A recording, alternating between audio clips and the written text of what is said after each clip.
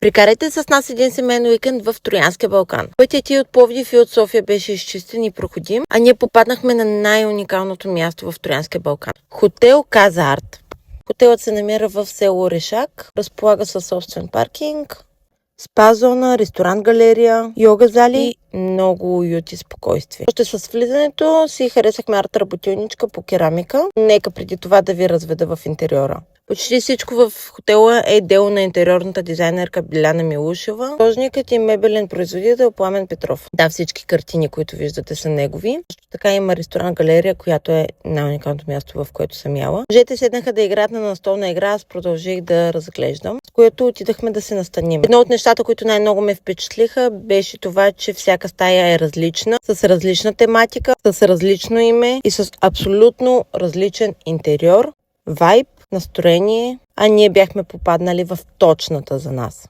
Казваше се Чуден свят, а в част 2 ще ви покажа и останалите стаи. Цялата тематика на нашата стая беше пътуване, всякъде имаше карти на света, глобуси, как няма да е чуден свят.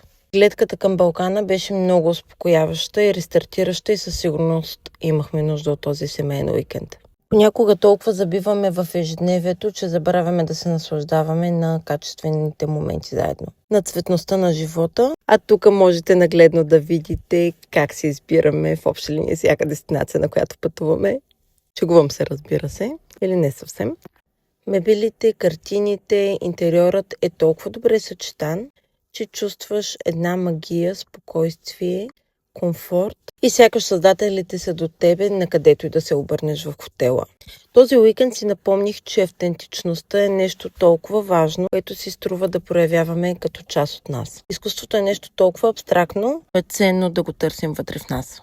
Арт-работилничката по керамика, която посетихме, ни запозна с 2 начина на обработка на керамиката, а Пламен си направи и собствена купа.